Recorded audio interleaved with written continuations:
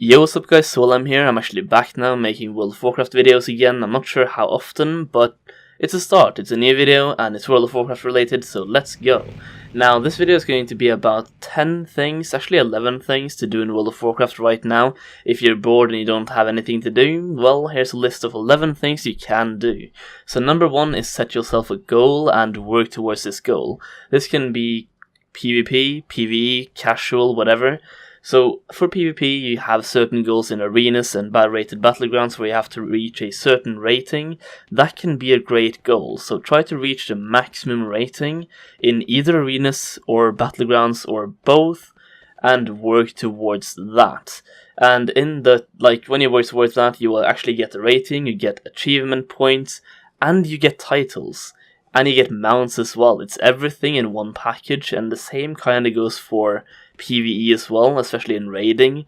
If you do raiding and you get to a certain level, like if you do ahead of the curve or cutting edge, ahead of the curve is if you beat the heroic boss before the next patch, and cutting edge is if you beat the mythic boss before the next patch. And if you do that, you get a certain mount. I think it's usually one mount for heroic and a different one for mythic, but it isn't every patch or every tier. Like right now there's no mount, next year there might be a mount, I'm not sure. Actually I think there is, Jaina drops a mount, but I'm not sure if it's going to be different on heroic and mythic, but I'd assume so. But yeah, that's number 1, set yourself a goal and work towards that goal. It doesn't even have to be PvP and PvE. Your goal can be to have every profession maxed out on different characters, or have every class at max level. Just having a goal like this, and having something to put time in and work towards, that's it.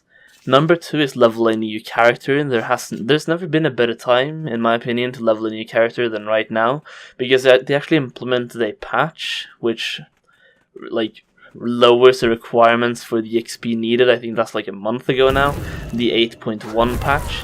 They lowered the experience requirements by up to 40%, I believe it was, in the 60 levels. So all the way from level 1 to max level, the amount of experience is needed is reduced. It's going to be way faster to level, plus for 5 service medals you can buy a potion that increases your stats by 10% and your experience gained by 10%.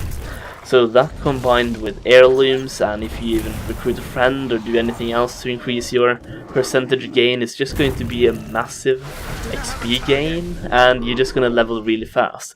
And also you now have new races, allied races you can now level up and get certain mounts with, and heritage armor. It's just you have so many reasons to level a new class now and level a new character, so why not just do it, you know? Number 3 is styling your character, or transmog farming. This one can take up quite a bit of time, depends on how many characters you think about styling up and how many sets you want to have. I know some people just want to have one set for every class, and I know some people that wants to have 20 different sets, so they have one set for every day of the month. Well, that would require 30 sets, but, people just like having variation and being able to change their outfit whenever they want. But I'm that kind of guy who I always use the Mists of Pandaria challenge mode set on my rogue because I like that one. But I do know people who need to have different sets all the time, so whenever they get bored of their current set they can just change into something else. So just farm transmogs if you want to farm 1 set, 2 set, 10 sets, doesn't really matter. But try to style your character in a way that you think looks good. Number 4 is kind of a long one, but it's finishing off your collection. Now what do I mean by this? You have mounts, pets, and toys. And, well, it's all kind of in the same category to me, but there's 3 different categories. You have mounts, in which you usually farm in dungeons and raids, and some of them drops from rares now. You also have the warfronts, where some of the rares drop mounts. So farming rares, doing the world events and raids, dungeons, whatever, gets you the mounts, and just having a goal. Once again, you get back to that point of having a goal to work towards, and farming every single mount possible in the game is a huge goal that's going to take a long time. But it's so fun to do. If you're just farming a mount that you really genuinely think looks cool, when you get that mount, it's going to be an insanely good feeling. The same goes for pets and toys as well, but it's kind of a different category. It's like under category. Because for me, mounts is the big thing, but I mean, it's not like that for everyone. Someone likes pets and toys more than mounts, and that's understandable. Like, I've been doing pet battling for so long. Like, I did that all the time back in Mists of Pandaria, when I think that's when it came out, right? I just remember myself doing that in, I think it was Vale or Valley. One of those two zones, I did like a ton of pet battling in. I actually leveled one of my characters all the way. I think it was like from like 50 or something. I got a friend of mine to portal me to Pandaria, and no. Yeah, something like that. I leveled a shit ton with only pet battling. I think I spent an entire week doing only pet battles and leveled up my now being main. My main called Psych Me Out was leveled mostly or only by pet battling, which was really funny, and I loved my time doing that, and it was something else. Like, I was used to the same routine, leveling with questing, dungeons, whatever, and I just said to myself, let's try something else, and I tried pet battling, and it's really fun. Catching pets and getting new pets, leveling pets, it's just fun. So just try it out, catch the pets, and the same goes for toys. They're kind of new. The toys hasn't been in the game for that long, have they? It's really cool though, because you can use different toys for different things, and some of them are really cool. Number 5 is achievement hunting. Once again, a really long one. Farming all the achievements. If you're going to get all the achievements, it's going to take you a long time. It includes both skills and time. For example, some of the achievements requires you to have like maximum rated PvP, like arena and battleground rating. That actually gives you achievement points. So to get those achievement points, you need to have 2,400 rating in battlegrounds, and I think the highest one is something around that for PvP as well, or 2,200 maybe, to get the achievement point. And then there's like one for a hot streak of winning 10 matches in a row without losing. And there's also achievements in dungeons where you have to kill a certain boss while doing a certain objective, which is usually used for the hero of like that dungeon or that like expansion and so on. It's like those hero achievements, they actually require some skills, well, unless you wait 10 years or like 5 years in the future and just like solo everything. But some of them actually require coordination, even if you're doing old world content as well. So to get all the achievements possible, you will require like some skills. It's not just going to take time, it does require some skill as well, but it certainly is a really fun and really interesting goal to work towards. Number 6 is going to be to farm gold. This can help you right now, in the present, or in the future. So if you farm gold right now, imagine Classic. Classic comes out in the summer, and it's been confirmed that your current subscription is going to count for Classic as well. So if you farm gold right now, you spend that gold on WoW tokens, you cash that WoW token in for Blizzard currency to cap your currency on the Battle.net currency thing. Then you spend the rest of your gold on WoW tokens once again. You spend those WoW tokens for subscription, and bam, you can play Classic for free as long as you want, as long as you have the gold to pay for the subscription. So you can basically play Classic for free if you just farm some gold, and it's really funny. It's really easy, really fun, and interesting to farm gold. It's just so many different ways. You can farm dungeons, you can farm raids, you can do professions, tailoring, you can do herbalism, mining, fishing, whatever really. You can even farm gold with archaeology, which is really interesting. Or you can just be like me, farm mobs. World mobs, hope for world drops, or a mount drop, or cloth, and sell that cloth, whatever. You can do that. There's so many things to do. You can farm old world dungeons and farm transmog and sell that for millions of gold. Number 7 is going to be pet battling. Now, we have talked about collecting all the pets, but we have not talked too much about actually battling with the pets.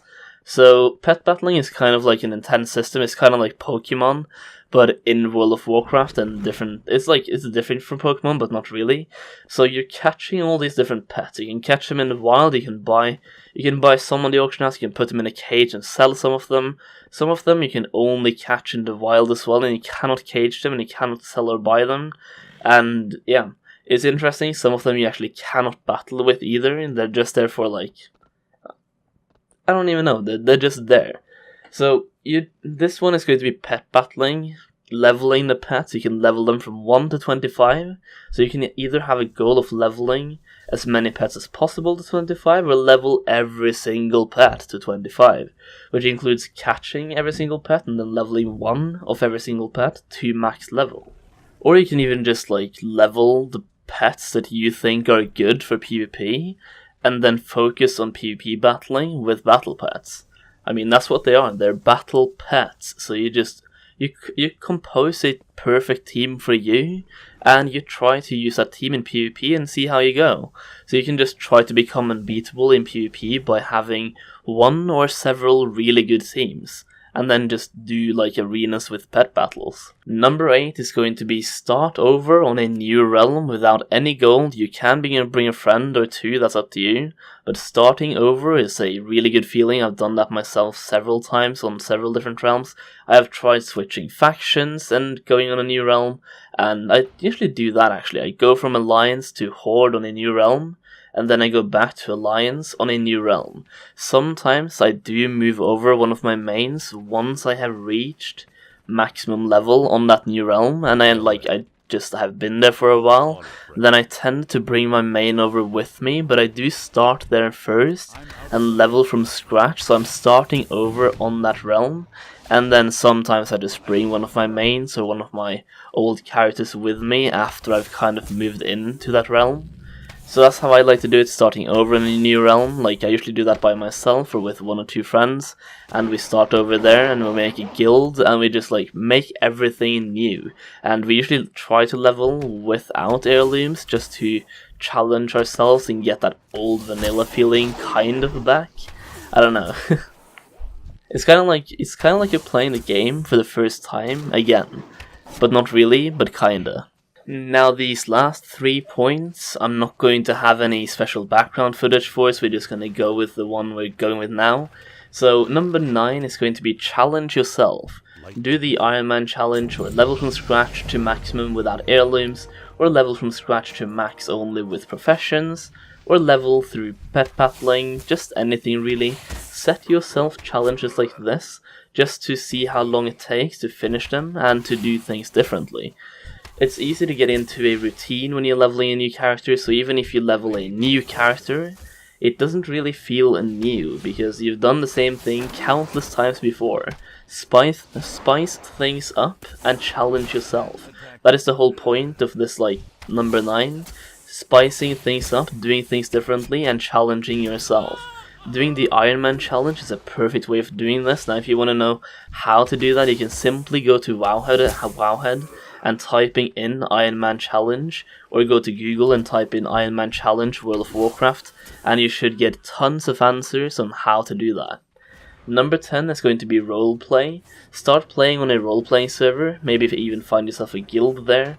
This is a whole new level of MMO if you ask me, and it can actually be kind of fun. Giving a character a backstory makes it feel like it feels like more like your character, and that your character actually has an impact. You're not just a human hunter, you're so much more. Where did your character grow up, and why did he choose to be a hunter, and how did he find his pet, and all of these things included in your backstory makes it more than just a human hunter, or whatever race and class you choose to go with. It makes it so much more. It makes it an actual character in the story of Azeroth. And there's tons of different like role-playing servers. You can just go and check out Argent Dawn, a huge one, the Defiance Brotherhood and so on. You can just choose one of your own choosing and go there and check it out. Number 11 is going to be kind of different, but it's like start preparing for Classic. Make plans, find yourself a guild or make one. Decide what professions you're going to go for and what class you want to level first. Make your decisions and work towards them. So if you're going to go hardcore PvP, find a guild that has the same goal as you. If you're going to go hardcore PvE, find a guild that does hardcore PvE. And if you just want to chill, then find a guild that wants to chill. You want to find a guild and find people to play with before Classic comes out. Now there's several different, there's actually different Facebook groups for World of Warcraft Classic, where you can actually meet people right now to play Classic with.